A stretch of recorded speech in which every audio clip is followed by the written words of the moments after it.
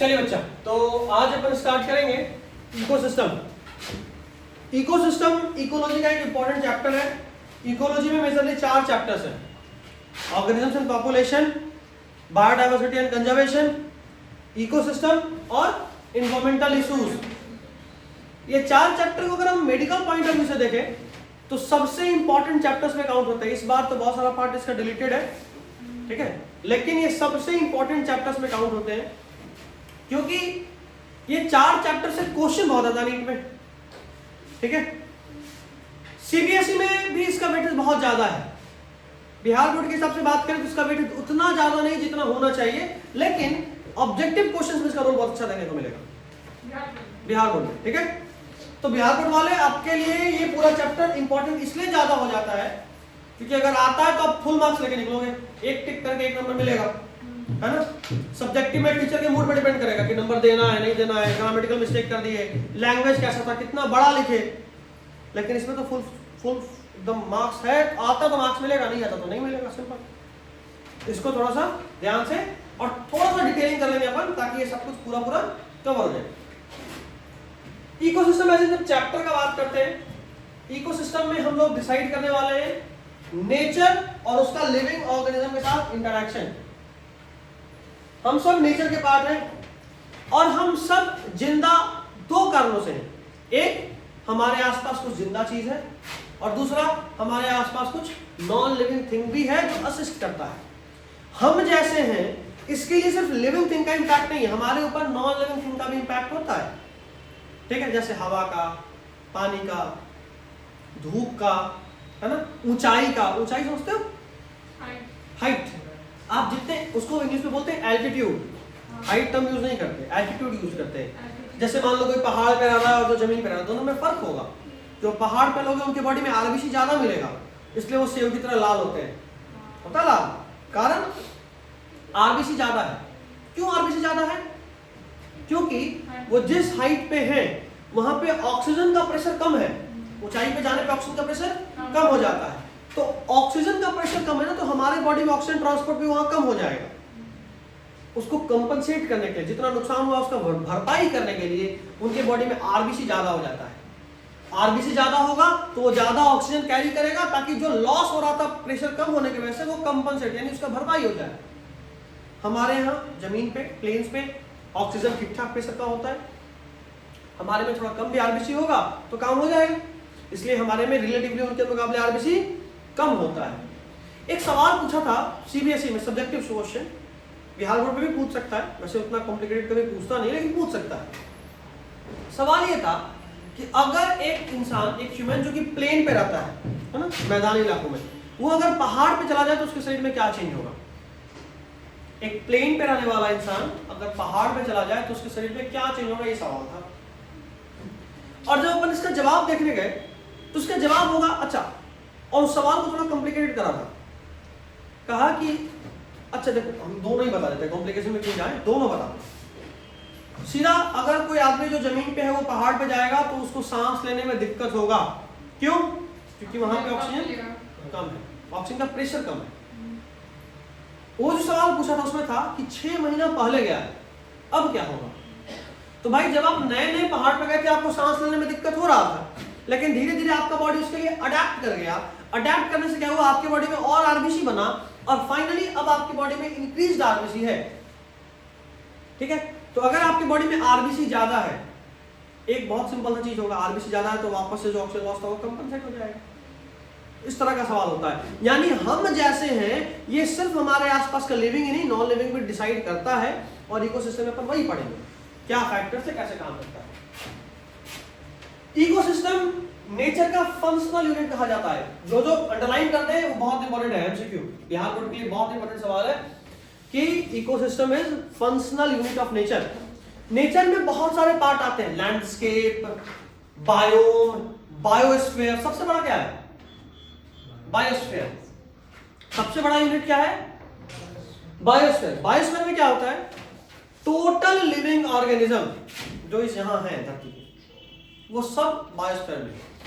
पूरे अर्थ को 4 पार्ट में डिवाइड करा गया है। एक, पूरा का पूरा लैंड मास, उसको बोलते हैं लिथोस्फीयर। लिथोस्फीयर में क्या आता है? जितना भी लैंड मास है। दूसरा, जितना भी पानी है उसको बोलते हैं हाइड्रोस्फीयर, ठीक है। और जितना भी हवा है उसको बोलते हैं एटमॉस्फेयर। देखना, लिथोस्फीयर, हाइड्रोस्फीयर और एटमॉस्फेयर। और इन तीनों का वो पार्ट जहां लाइफ एग्जिस्ट करता है उसको बोलते हैं बायोस्फीयर।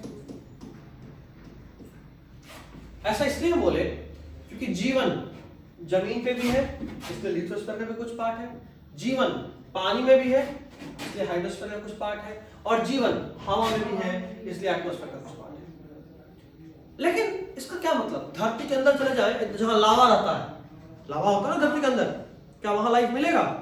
नहीं। यानी पूरे लैंड में हर तरफ लाइफ नहीं है, लाइफ नहीं है। समुद्र में एक गहराई तक मछली मिलेगी, लेकिन तुम समुद्र के एकदम तल पे चले जाओ, वहां मिलेगी मछली? नहीं है जीवन। हाँ, आप ऊपर जाओ, थोड़ा ऊंचाई तक जाओगे, मिलेगी चिड़िया। एकदम ऊपर चले गए, बादल के भी पार, मिलेगी चिड़िया? कभी कोई प्लेन में बैठा है यहाँ? कोई नहीं, हम बैठे हैं। तो जब आप बादल के ऊपर होते हो ना, वहां कुछ भी नहीं होता, तो वहां लाइफ नहीं है लाइफ। तो इन तीनों का सिर्फ वो पार्ट जहां लाइफ है, दैट इज कॉल्ड बायोस्फीयर। ये इकोसिस्टम का सबसे बड़ा यूनिट है। पूरा जगह जहां जीवन है वो बायोस्फीयर में जाता है, ठीक है। चलिए वापस आते हैं। फंक्शनल यूनिट इकोसिस्टम, ये वो जगह है जहां ऑर्गेनिज्म आपस में इंटरैक्ट करते हैं। इंटरैक्ट दो चीज से, एक लिविंग से दूसरे लिविंग से, और एक लिविंग से दूसरे नॉन लिविंग से। यानी अगर हम जंगल चले जाएं, जो हमारा असली घर है, ये तो हम लोग जबरदस्ती बना लिए ना। असली घर क्या है किसी भी ऑर्गेनिज्म का? जंगल या पानी, नेचर। जंगल चले जाएं, वहां दो चीज से फर्क पड़ेगा। एक, मेरे आसपास कितना ठंडा है, कितना ऊंचाई है, कितने पेड़ पौधे हैं, पानी है कि नहीं है ना। और दूसरा, मेरे आसपास शेर है, बाघ है, कुत्ता है, बिल्ली है, क्या है। तो हम कहां रहेंगे, दो बात पे डिपेंड करेगा। एक, मेरे आसपास कोई जंगली जानवर का खतरा ना हो, यानी बाकी दूसरे जानवरों से भी इंटरेक्ट कर रहे हैं। और दूसरा, हम डिपेंड करेंगे इस बात पे कि हमारे आसपास जो पानी है कि नहीं है, रहने का जगह प्लेन है कि नहीं है, इस तरह का चीज, ठीक है। तो दो चीजों पे मेजरली डिपेंड करता है इकोसिस्टम। एक तो लिविंग ऑर्गेनिज्म आपस में इंटरेक्ट कर रहे होते हैं, जिसमें कि फिजिकल सराउंडिंग भी है। जैसे मान लो कोई छोटा सा पॉन्ड, कोई बड़ा एरिया, कोई समुद्र। पॉन्ड यानी पॉन्ड नहीं, समुद्र। हाँ, अच्छा, इकोसिस्टम दो तरह का हो सकता है, एक नेचुरल और दूसरा मैन मेड। हो सकता है इकोसिस्टम हमने बनाया, जैसे हमारे घर का एक्वेरियम है ना, उसमें हम पानी डालते हैं, उसमें हम वो पत्थर वत्थर भी लगाते हैं, कुछ पानी वाला प्लांट भी लगाते हैं, मछली भी डालते हैं। एक ऐसा इकोसिस्टम जो हमने तैयार करा। उसके अलावा कोई नया तालाब कोई खोद दिया, मछली पालेंगे उसमें, अपने आप कुछ और भी चीज आ ही जाता है। इकोसिस्टम जो हमने बनाया है। खेत, एक बंजर जमीन था जहां बीज हमने बोया, पानी हम दे रहे, वो हमने बनाया है। Those are called artificial ecosystem. और नेचुरल, जैसे जंगल, जैसे समुद्र, जैसे नदी। समझ रहे बात? देखो, इकोसिस्टम दो तरह का हो सकता है, नेचुरल, आर्टिफिशियल। आगे देख लेंगे। एक पॉइंट यहाँ है, जितना भी बायोस्फीयर है वो पूरा एक ग्लोबल इकोसिस्टम है, जिसमें अर्थ के जितने भी लोकल इकोसिस्टम है सब इंक्लूड हो जाते हैं। जैसे मान लो यहाँ का इकोसिस्टम प्लेन का इकोसिस्टम है, पहाड़ पे पहाड़ वाला इकोसिस्टम, राजस्थान में जहाँ डेजर्ट है वहाँ डेजर्ट वाला इकोसिस्टम, कहीं कश्मीर लद्दाख वहाँ अलग इकोसिस्टम। तो वो सब लोकल इकोसिस्टम है। बायोस्फीयर में सब आ जाता है। Biosphere contains all the ecosystem, global ecosystem, ठीक है। अगला, इकोसिस्टम का बहुत सारा एग्जांपल है, आपको याद रखना होगा। लैंड का कौन सा है, वाटर का कौन सा है, फिर बाद में फूड चेन, फूड वेब भी याद रखना होगा। एक्वाटिक फूड चेन का एग्जांपल दीजिए, लैंड पे मतलब ग्रासलैंड इकोसिस्टम का एग्जांपल दीजिए, है ना। इस तरह से इकोसिस्टम का एग्जांपल भी याद करना होगा। इकोसिस्टम बोल रहा हूं, फूड चेन, फॉरेस्ट, ग्रासलैंड और डेजर्ट ये टेरेस्ट्रियल इकोसिस्टम देख रहे हो। जंगल हो गया या घास का बड़ा बड़ा मैदान हो गया, आपके घर के आसपास कोई जमीन खाली जा बड़ा बड़ा घास हो गया, ऐसा घास जिसका हाइट आपके इतना है, आपके कंधे इतना है, उतना बड़ा बड़ा घास उगता है, ग्रासलैंड। उसके अलावा डेजर्ट अलग इकोसिस्टम, सब जमीन का है। पानी वाले इकोसिस्टम का बात करें, पॉन्ड, लेक, वेटलैंड। वेटलैंड समझते हो, जो थोड़ा दलदली टाइप का हो, है ना, जैसे मान लो जहां नदी है उसके किनारे पे बात कर ले, कीचड़ वाला चीज, हाँ, या समुद्र के किनारे, है ना, दैट इज वेटलैंड। नदी, इस्चुरी समझते हो, नदियों का मुहाना जहां दो नदी मिलते हो, ठीक है, इस्चुरीज। एनसीईआरटी में लिखा है, इंपॉर्टेंट है। Aquatic and crop field and aquarium are, अभी अपन बात करेंगे एक्वेटिक, क्रॉप फील्ड खेत, और एक्वेरियम ये कैसे मैन मेड। ये बड़ा मजेदार बात है कि क्वेश्चन डायरेक्ट पूछता है, right the name of artificial ecosystem. लीजिए, क्रॉप फील्ड हो गया, एक्वेरियम हो गया ना। अच्छा, तो दो तीन चीज इसका कैरेक्टरिस्टिक होता है, जैसे एक, कितना इनपुट है, कितना एनर्जी ट्रांसफर हो रहा है, और कितना आउटपुट है। ये तीन मेजर फंक्शन है, याद रखना है। पूछता directly, what are the three major functions of ecosystem. कैसे, इनपुट यानी कितना प्रोडक्टिविटी है, कितना चीज वहां से प्रोड्यूस होगा, कितना वो इनटेक कर रहा है। जैसे मान लो तुम लोग खेत का बात कर रहे हैं, क्रॉप, वो भी इकोसिस्टम है, भले ही मैन मेड हो। कितने का बीज लगाए, कितना खाद डाले, कितना पानी डाले, इनपुट है, ठीक है। कितना एनर्जी ट्रांसफर हुआ, आपने खाद डाला, लेकिन उस खाद का एक नुकसान भी होता है, सुने होंगे, लोग बोलते हैं कि ज्यादा खाद यूज नहीं करना चाहिए, जमीन का पानी गंदा हो रहा है, कारण प्लांट सारा यूज नहीं करता है, तो कुछ क्या होता है, पानी के साथ घुल के नीचे जमीन के पानी में चला जाता है, ठीक है। तो उसका बहुत नुकसान है, वो हम लोग आगे पढ़ेंगे भी, बट अभी सुन लो, काम ही का चीज है। जैसे मान लो दो नुकसान होता है। एक तो असल में आप जो खाद छिड़कते हो, कोई अगर खेत देखा हो तो देखा होगा, खाद को डायरेक्टली छिड़कने के बजाय हम लोग पानी में घोल के छिड़कते हैं, ऐसा करते हैं। हाँ, इसका कारण है, अब मान लो तुम उसके पास जाके एक तो दाना रख दिए खाद का, वो थोड़े ही उसको खींच लेगा प्लांट, वो तो पानी में घुलेगा और पानी खींचेगा, पानी के साथ चला गया उसके बॉडी में। तो पानी के साथ तो वो जब मिट्टी के अंदर जाके ग्राउंड वाटर को भी कंटामिनेट कर सकता है, या फिर बहते हुए पहले चला गया किसी नहर में, नहर से नदी में चला गया। अब सोचो, खाद का काम क्या था, एनर्जी देना प्लांट को, तो अगर पानी में खाद है यानी वहां प्लांट के ग्रो करने के चांसेस बहुत ज्यादा है ना। अच्छा, अगर प्लांट ग्रो करेगा तो पानी में से ऑक्सीजन खींचेगा, और अगर पानी में से ऑक्सीजन खींचेगा तो पानी का जानवर के लिए कुछ बचेगा, मछलियां मरने लगेंगी, है ना। ये एक नुकसान हो जाता है कि जो नहीं चाहिए, खरपतवार उग जाएगा खेत में, उसके अलावा नदी में उग जाएगा, नाले में, नाला नहीं आप बोलो तालाब में उग जाएगा, और जो मछली जिसके लिए हम असल में डाले थे वो बचेगी नहीं। समझ रहे बात, हमारे लिए सबका इंपॉर्टेंस है, उस खेत का भी और उस मछली का भी। हम एक को बचाने के दूसरे को मार नहीं सकते, इसलिए बोलते हैं खाद का यूज थोड़ा कम करना चाहिए। खैर, तो कैसे ट्रांसफर होना, उसका दो तीन तरीका हो सकता है। न्यूट्रिएंट साइक्लिंग के थ्रू हो जाता है कई बार। न्यूट्रिएंट साइक्लिंग समझते हो? अच्छा, आजकल सुन रहे हो दिल्ली में बहुत प्रदूषण हो रहा है, क्यों हो रहा है?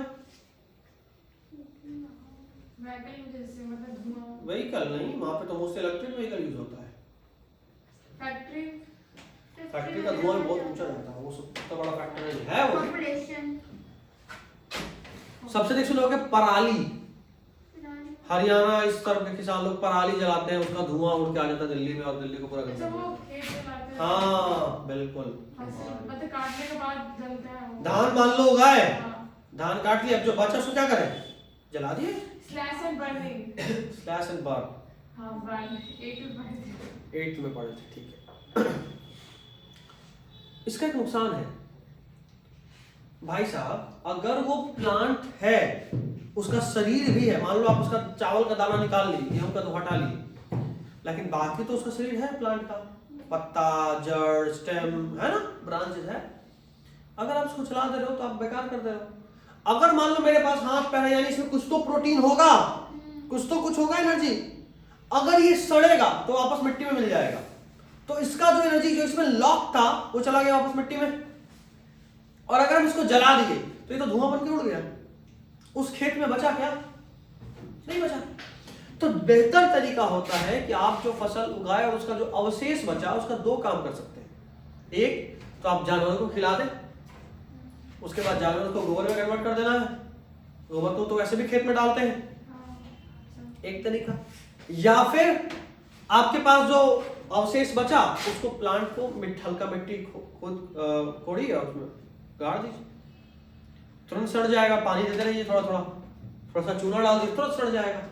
वर्मी कंपोस्टिंग करा सकते हैं, यानी आप उसमें वो डाल दीजिए, एक बड़ा सा लैंड मास रखिए जहां वर्मी कंपोस्टिंग कर लीजिए और तो डाल दीजिए, वो इतना जबरदस्त खाद बना देगा कि आपको खाद खरीदना नहीं पड़ेगा। क्यों? क्योंकि सोचो ना, उस प्लांट के ग्रोथ के लिए जो जो मिनरल चाहिए था, जो जो न्यूट्रिएंट चाहिए था, वही तो इसकी भी बॉडी में होगा। और जब ये सड़ा तो वही सारा फ्री हुआ है, तो उसको ग्रोथ के लिए तो चाहिए एग्जैक्ट वही आप दे रहे हो उसको, ज्यादा फायदेमंद है। ठीक है, तो ये नुकसान हो जाता है। तो ये भी एनर्जी ट्रांसफर का तरीका है, इसको बोलते हैं मिनरल साइक्लिंग। ठीक है, उसके अलावा और भी तरीका होता है, जैसे मान लो फूड चेन।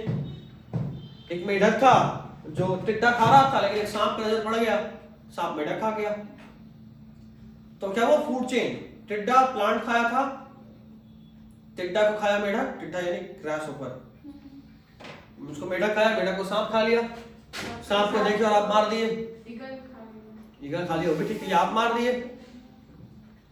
या कोई चूहा था, चूहा को सांप खाया और आप सांप को मार दिए।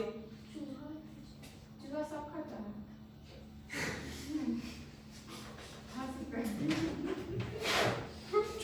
खा सकता है, सांप चूहा खाता है। अच्छा ठीक है,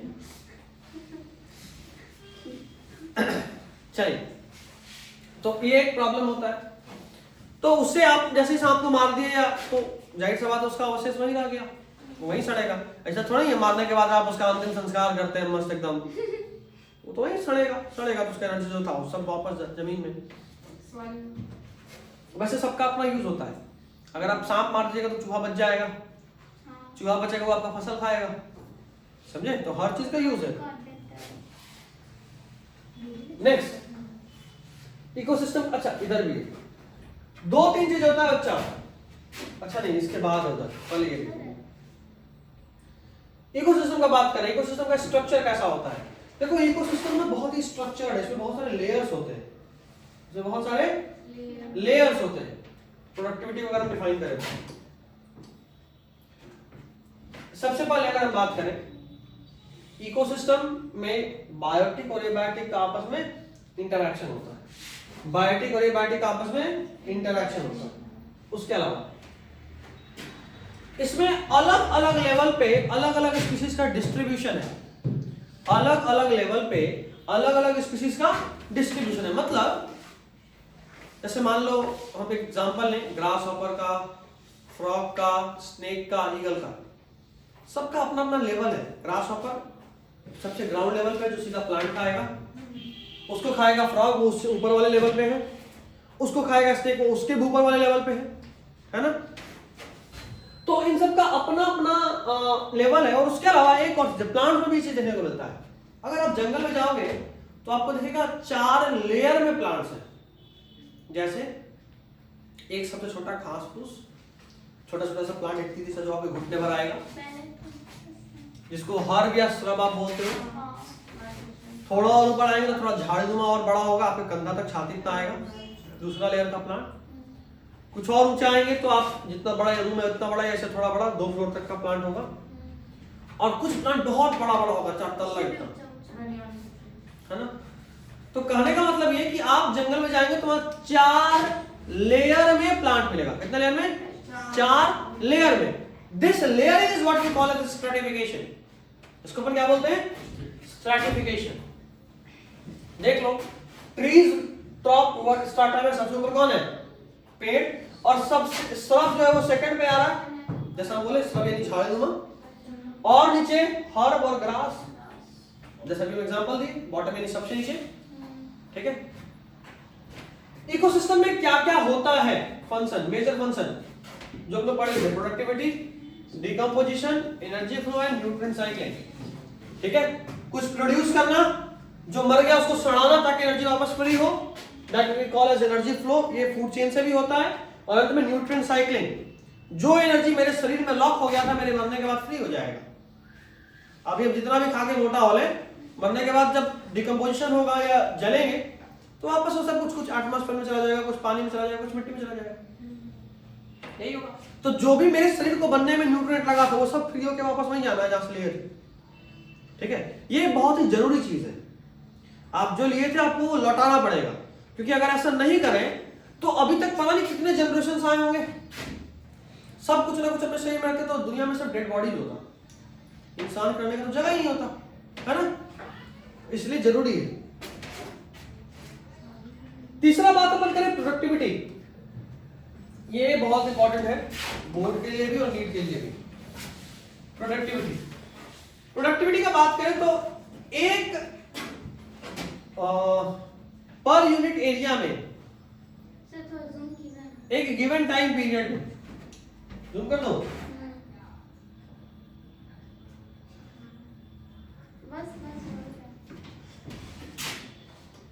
एकदम क्लियर लिखा, कोई रोना नहीं, चलिए।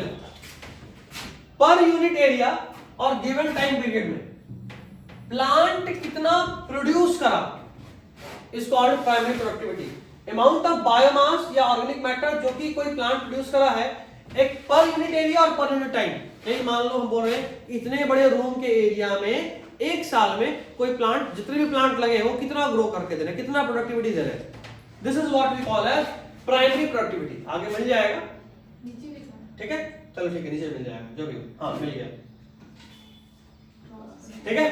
अच्छा, इसका यूनिट बहुत इंपॉर्टेंट है, ये नहीं पूछेगा आप सब, बोले नहीं इंपॉर्टेंट है क्योंकि उसका यूनिट इंपॉर्टेंट है। ये डेफिनेशन प्राइमरी प्रोडक्टिविटी का बोर्ड के लिए इंपॉर्टेंट है, शॉर्ट नोट पूछ सकता है 2 मार्क्स। और इसका यूनिट, इसका यूनिट ये पूछता है एमसीक्यू में, ये एमसीक्यू के लिए बहुत इंपॉर्टेंट है, चाहे वो नीट हो या फिर बोर्ड्स हो, एमसीक्यू बड़ा पूछता है। इसका यूनिट क्या होता है, what is the unit of productivity, आपको याद रखना है पर यूनिट ग्राम का स्क्वायर या फिर किलो कैलोरी पर मीटर स्क्वायर। अच्छा, रेट, ये तो बायोमास प्रोडक्टिविटी था, अब अपन बात करेंगे रेट। रेट मतलब productivity per unit time, rate यानी प्रोडक्टिविटी पर यूनिट टाइम। अभी तक तुम जैसे मान लो रेट पढ़े हो, एक्सेलरेशन का कोई फॉर्मूला डेफिनेशन बताएगा, acceleration rate of change of velocity, याद है किसी को? Rate of change of velocity, change in velocity का फॉर्मूला क्या होता है, मतलब unit, change in velocity, velocity है क्या होगा मीटर पर सेकंड, और रेट यानी बाई टाइम कितना हो जाएगा मीटर पर सेकंड स्क्वायर, क्योंकि एक और टाइम ऊपर आ गया है। तो पर यूनिट टाइम जहां भी आया वहां नीचे बस टाइम से डिवाइड कर देना है। यहां तक था सिर्फ ग्राम का स्क्वायर, ये था प्रोडक्टिविटी। अब हम बात करेंगे प्रोडक्टिविटी का रेट, रेट ऑफ प्रोडक्टिविटी यानी ग्राम बाई टाइम, और टाइम हम अगर ईयर लेना है तो देख लो, टाइम जब ऊपर जाएगा तो जाहिर सी बात है माइनस वहीं जाएगा, मिल गया। उसी तरह इसमें देख लो, किलो कैलोरी पर मीटर स्क्वायर, किलो कैलोरी पर मीटर स्क्वायर पर ईयर, मिला। तो आपको याद रखना है प्रोडक्टिविटी और रेट ऑफ प्रोडक्टिविटी में डिफरेंस है।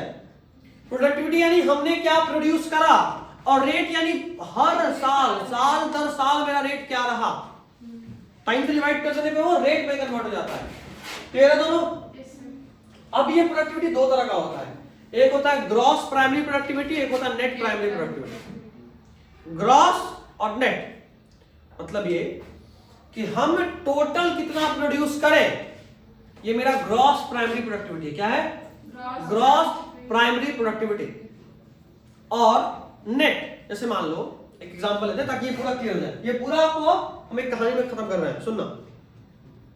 मान लो इस पूरे क्लास में स्टूडेंट्स बैठे हुए हैं, ठीक है। ये लोग चूंकि डायरेक्टली कुछ कर रहे हैं, यानी आप मजदूर नहीं, मजदूर और स्टूडेंट में फर्क है। मजदूर को हम काम दे दिए, ये करना, इसे करना, वो ही करेगा बस। स्टूडेंट जो उसको जो तरीका सीख रहा है, जो इनोवेशन करना सीख रहा है। आपको हम क्वेश्चन बता के आंसर लिखने नहीं बोल रहे हैं, हम आपको टॉपिक सिखा रहे हैं, कुछ भी पूछ सकते हैं। हो सकता है जो नहीं सिखा रहे वो भी पूछ सकते हैं, आप उसको इंटीग्रेट करके निकाल लीजिएगा। जैसे फोन लेने के बाद आप यही सीखते हैं ना कि ऑन कैसे करना है, कॉल कैसे करना है, लेकिन फोन का और भी यूज हो सकता है गेम खेलना, ये तो कोई आपको सिखाता नहीं है, आप अपने नॉलेज से सीख जाते हैं। तो कुछ ऐसा भी चीज होता है जो आपको सिखाया गया या जो आपने खुद प्रोड्यूस करा, वो है प्राइमरी प्रोडक्टिविटी। जो आपने खुद प्रोड्यूस करा वो क्या है? Primary productivity. मान लो मैं आपको फोन चलाना सिखा दिया और साथ में कोडिंग भी सिखा दी, अब तो आप अपने से गेम बना लीजिएगा, अगर नहीं है तो कोड कर सकते हैं गेम, ये है सेकेंडरी। अब मैंने आपको सिखाया कोडिंग करना, उससे आपने गेम बनाया, ठीक है, वो सेकेंडरी। तो जो आप डायरेक्ट करेंगे वो प्राइमरी होगा। प्लांट डायरेक्टली इन्वायरमेंट के अलग अलग सोर्सेस से एनर्जी लिया और उससे प्रोड्यूस करा कुछ भी, उसको बोले प्राइमरी प्रोडक्टिविटी। प्राइमरी प्रोडक्टिविटी दो तरह का, पहला ग्रॉस प्राइमरी प्रोडक्टिविटी। इस रूम में मान लो सारे बच्चे बैठे हैं, वो सब मिलके एक साल में जितना कमा रहे हैं वो उनका ग्रॉस इनकम है। मान लो आप सबका सैलरी या एनुअल इनकम 5 लाख है और क्लास में 2 3 5 6 7 दोनों है, कितना लाख कमा रहे हो साल में? 45 लाख। Very good. लेकिन आप सब हर साल 1 लाख खर्चा भी कर रहे हो, आने जाने में, ऑफिस से घर, खाने पीने में, तो नेट कितना कमाए? 5 लाख है तो 4 ही लाख बचा, 36। जो नेट है वो है नेट प्राइमरी इनकम, और जो ग्रॉस जो कमाए थे वह ग्रॉस प्राइमरी इनकम। बस वही बात है। एक प्लांट साल भर में जो प्रोड्यूस करता है फोटोसिंथेसिस से, जितना भी ऑर्गेनिक मैटर प्रोड्यूस करता है, उसको बोलते हैं gross primary productivity, that is GPP, ठीक है, नेट प्राइमरी प्रोडक्टिविटी।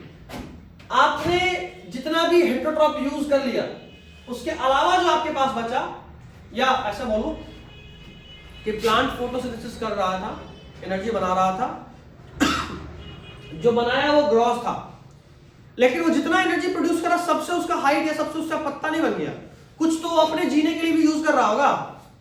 तो जो अपने जीने के लिए यूज कर रहा होगा, उसके बाद जो बचा, जिसको कि कोई दूसरा हेटेरोट्रॉप यूज कर सके, उसको बोले नेट प्राइमरी प्रोडक्टिविटी। यानी तुम टोटल कमाए 5 लाख, उसमें से 1 खर्चा करे अपने ऊपर, तो जो 4 बचा वो आप अपने परिवार के लिए रख सकते हो, है ना। तो जो आप दूसरों के लिए छोड़ रहे हो वो है नेट। तो नेट प्राइमरी प्रोडक्टिविटी में एक प्लांट जो भी कुछ बनाया उसमें से खुद जो यूज करा उसको हटा दे, तो जो बाकियों के लिए बचा उसको बोले net primary productivity. Net primary productivity निकालने का फॉर्मूला है, याद रखना है, gross primary productivity minus respiratory loss. चाहिए समझ, सांस ले रहा है वो भी एनर्जी यूज कर रहा है, ये किस लिए होना चाहिए, ऐसे लिखा हुआ फॉर्मूला चलेगा। ग्रॉस प्राइमरी प्रोडक्टिविटी में से खुद का खर्चा निकाल दी, तो जो बचा वो है नेट प्राइमरी प्रोडक्टिविटी। चलेगा, कोई दिक्कत? Energy flow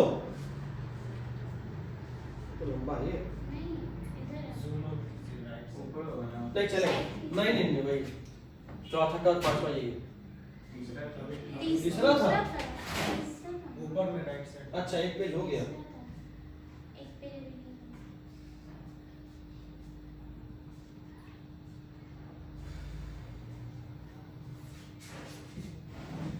net primary productivity कितने ही आगे पढ़ रहे हैं।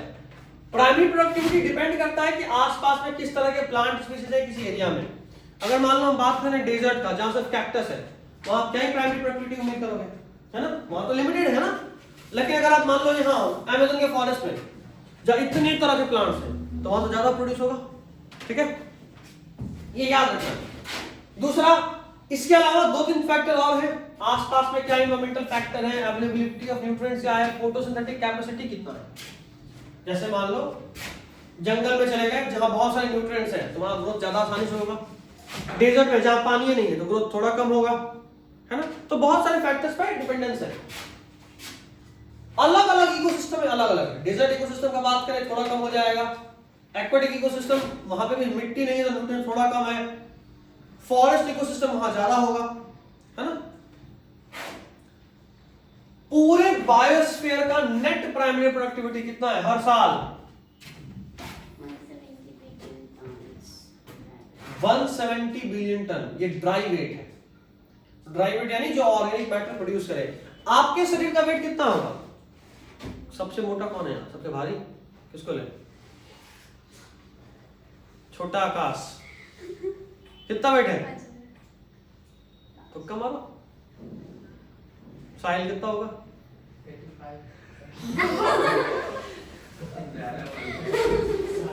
ऐसा मत बोलो कि तुम्हारे ऊपर कूद जाए। 55 to 60 ना, इतना भी कम तो नहीं होगा।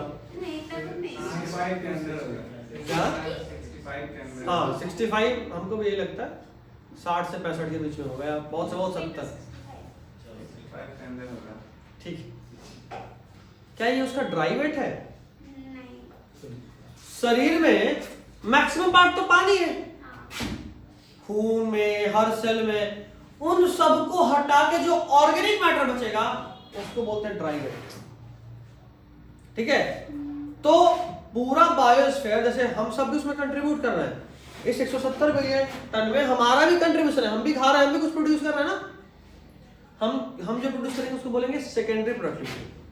हम प्लांट खाए और प्लांट के खाने के बाद जैसा बात है, जितना पेड़ पौधा खा रहे हैं सबका सब थोड़े शरीर में लग जा रहा है, कुछ तो खुद यूज भी कर रहे होंगे। जो बच्चा या और जो हमारे बॉडी का बॉडी मास बना रहा है, ताकि कोई मान लो कभी शेर खा गया तो उसको कुछ मिले, this is what we call as कि हमारा प्रोडक्टिविटी। जो टोटल प्रोड्यूस कर रहे थे वो सेकेंडरी, ग्रॉस सेकेंडरी प्रोडक्टिविटी था। उस टोटल प्रोड्यूस में से अपना लॉस माइनस कर दे, रेस्पिरेटरी लॉस, तो बचेगा नेट सेकेंडरी प्रोडक्टिविटी। ठीक है, वैसे सेकेंडरी वाला नहीं पूछता है, प्राइमरी इंपॉर्टेंट है, जीपीपी और एनपीपी याद रखना है। ओशन, इन 170 में से ओशन का कितना है? 20%। 55 बिलियन टन। ये बहुत ही अजीब बात है। इस धरती पे 70% एरिया तो पानी से कवर्ड है, सिर्फ 30% एरिया क्या है? लैंड। तो ऑलमोस्ट 70% एरिया कवर करने के बावजूद वहां का प्रोडक्टिविटी कितना है? 55। और धरती जिस पे जो सिर्फ 30% को कवर कर रहा है वहां का प्रोडक्टिविटी कितना है? 170 माइनस 55 कर देंगे तो आएगा 115, आएगा ना। तो ये इंपॉर्टेंट है जो आपको ध्यान रखना है कि ओशन ज्यादा है लेकिन फिर भी इसका प्रोडक्टिविटी कम है, सिर्फ 55 है। लैंड बहुत कम है लेकिन इसका प्रोडक्टिविटी ज्यादा है, 115 बिलियन। ये डाटा एमसीक्यू के लिए इंपॉर्टेंट है, याद रखना है। ठीक है, अच्छा लो सेकेंडरी प्रोडक्टिविटी अभी बता चुके हैं भैया। ठीक है, चलिए बात को आगे बढ़ाते हैं।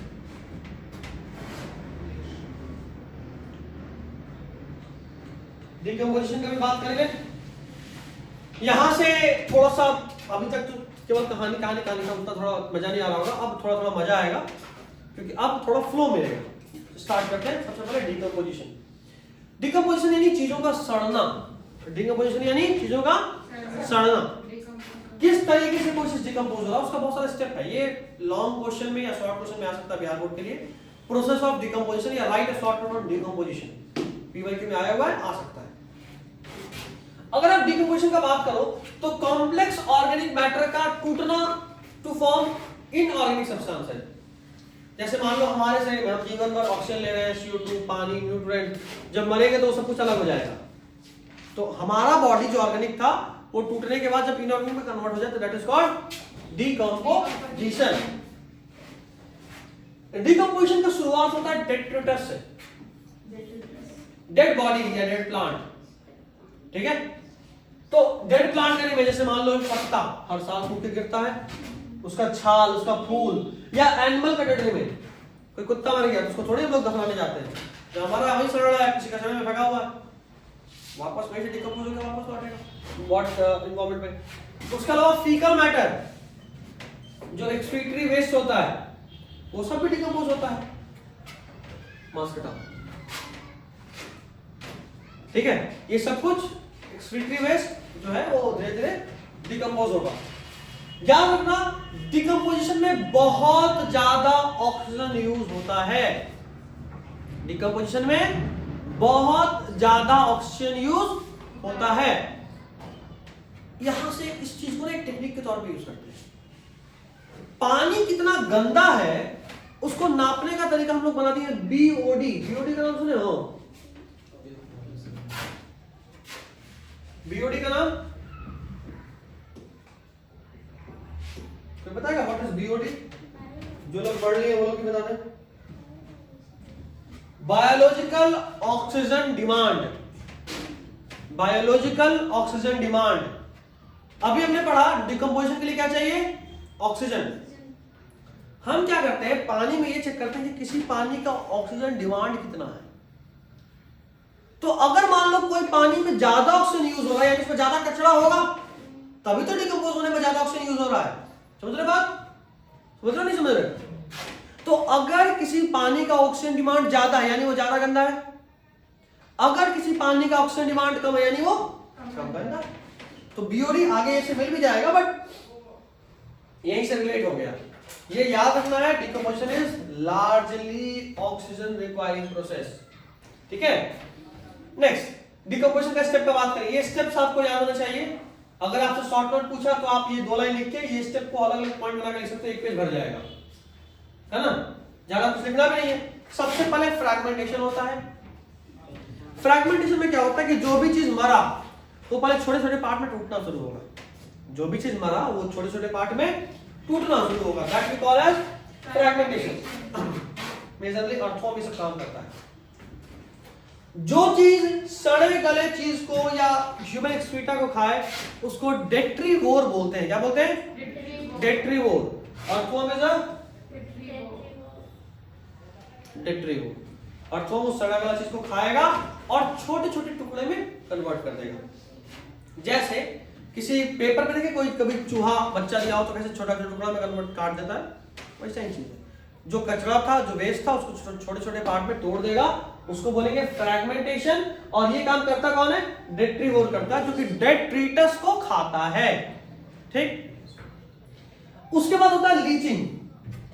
देखो जो भी चीज, जैसे मान लो हमने एक बड़े से चीज को छोटे छोटे पार्ट में तोड़ दिया, अब उन छोटे छोटे पार्ट में जो भी मॉलिक्यूल्स वाटर सॉल्युबल होंगे वो पानी में घुल के जमीन के नीचे पीप आउट करने लगेंगे, जमीन के अंदर परकोलेट करने लगेंगे।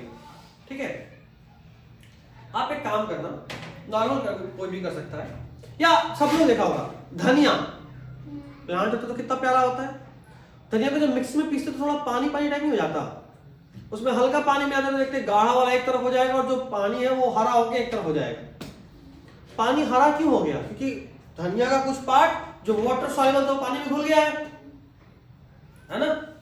वही चीज है यहाँ पे। एक चीज था उसको तोड़ दिए छोटे छोटे पार्ट में, अब पानी में जो भी सॉल्युबल होगा वो घुल के जमीन के नीचे के लेयर में जाने लगेगा, है ना? जमीन के नीचे के लेयर में, that we call as leaching. फिर आता है कैटाबॉलिज्म।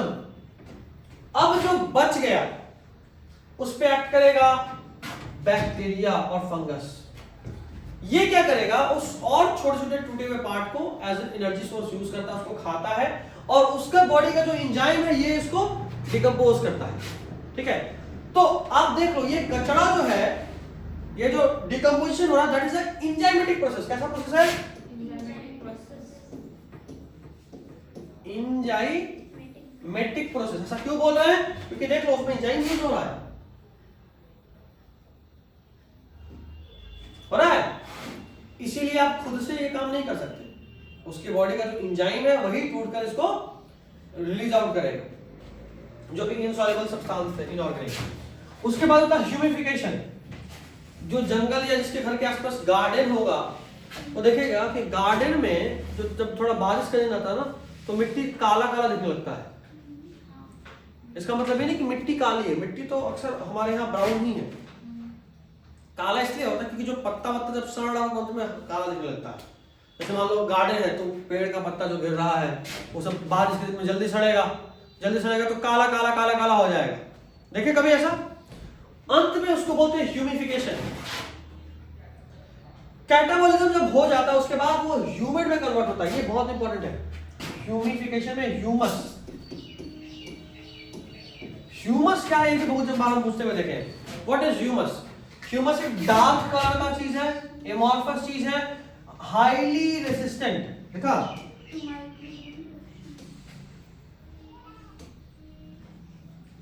हाईली रेजिस्टेंट, यानी अब कोई माइक्रोब इस पे काम नहीं कर सकता। ठीक है, ह्यूमस का सबसे इंपॉर्टेंट लाइन ये है, ये एक कोलोइडल सॉल्यूशन है और it acts as reservoir of nutrients. तो अक्सर आपको सवाल होगा कि इनमें से कौन सा रिजर्वॉयर ऑफ न्यूट्रिएंट की तरह एक्ट करता है, क्या बोलोगे? ह्यूमस। ह्यूमस एक कोलोइडल सॉल्यूशन है और ये कोलोइडल सॉल्यूशन इसलिए भी इंपॉर्टेंट हो जाता है क्योंकि आप केमिस्ट्री में कोलोइडल सॉल्यूशन पढ़े हैं, तो आपको रिलेट कर देगा बायोलॉजी और केमिस्ट्री को। यहाँ से केमिस्ट्री में भी एक चैप्टर पढ़ना है एनवायरमेंटल केमिस्ट्री, है ना, तो कई बार वहां से मुंडे पूछा जाता है बायोलॉजी में, ये एनवायरमेंट है और वो केमिस्ट्री, दोनों मिला के एनवायरमेंट और केमिस्ट्री। ठीक है, दिमाग रखना है।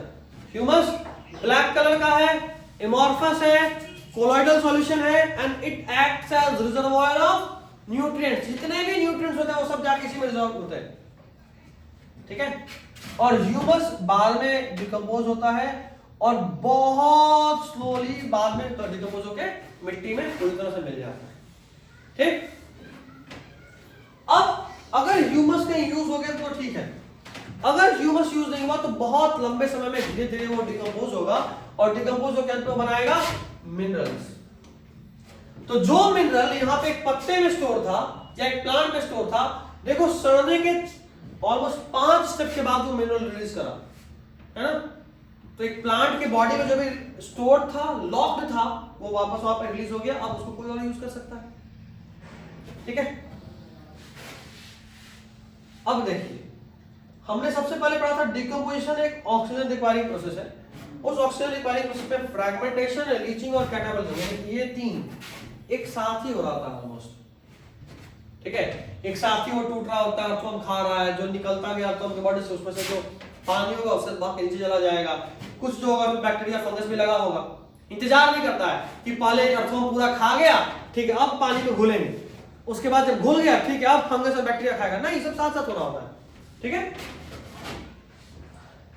चलिए ये ऑलमोस्ट एक पार्ट हो गया। अच्छा अभी भी है थोड़ा सा,